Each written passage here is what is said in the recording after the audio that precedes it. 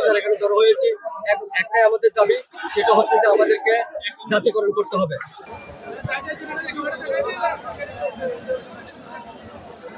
Answer বাহিনীর আনসারগণ আজকে হাইকোর্টের প্রেস ক্লাব এবং হাইকোর্টের মধ্যে আমরা জড়ো হয়েছি। সকল আনসার এখানে জড়ো হয়েছি। একটাই আমাদের দাবি, সেটা হচ্ছে যে আমাদেরকে জাতীয়করণ করতে হবে। আমাদের 1948 সালে বাহিনী গঠন হয়। 1948 সালের পর থেকে এ পর্যন্ত মুক্তিযুদ্ধ করে আসে আমাদের বাহিনী। 640 জন সদস্য শহীদ হন।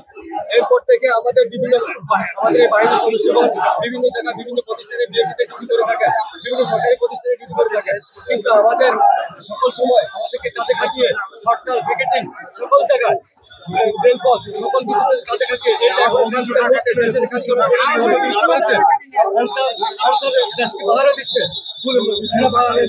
সর্ব জায়গায় পাহারা দেওয়ার পরও আমাদেরকে প্রতিটা সময় কাজে লাগানোর পরে কিন্তু সরকার আমাদেরকে সময় কাজে খাটিয়ে আমাদেরকে সবসময় আমাদেরকে বুঝিয়ে বলে আমাদের নির্বাচন, আমাদের বাহিনী আমাদেরকে দেয় না। আমাদেরকে সবসময় আমাদের যে কেন্দ্রে যারা আসতে চাচ্ছে, আমাদের অনেকবার আমরা আন্দোলন করতে চেয়েছি, আন্দোলনের বাধা দিয়েছে, অনেক ভাইকে ফ্রিজ করেছে। আপনাদের কাছে আমাদের একটাই দাবি, আমাদের সরকারের কাছে দাবি, আমাদের ন্যায্য অধিকার এক দাবি যে জাতীয়করণ যতন করতে হবে। আর এই যে আমাদের বর্তমান ডিজি আছে, দাবি করতেছি আমাদেরকে ন্যায্য অধিকার আদায় করে দিতে হবে। 125 টাকা, এখন আমাদের কাটতেছে 650 টাকা করে।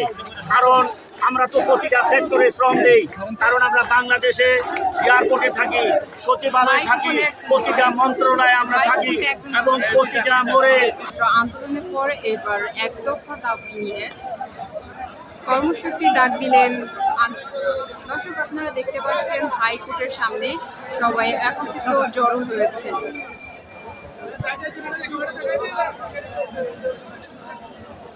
রাস্তা দিয়ে অ্যাম্বুলেন্স ব্যতীত কোনো গাড়ি যেতে দিচ্ছে না। হাইকোর্টের সামনে সমস্ত রাস্তাই বন্ধ করে দেওয়া হয়েছে।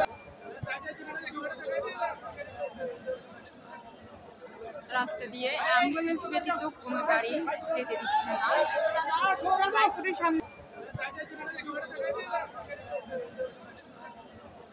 রাস্তা দিয়ে অ্যাম্বুলেন্স ব্যতীত কোনো গাড়ি যেতে দিচ্ছে না। হাইকোর্টের সামনে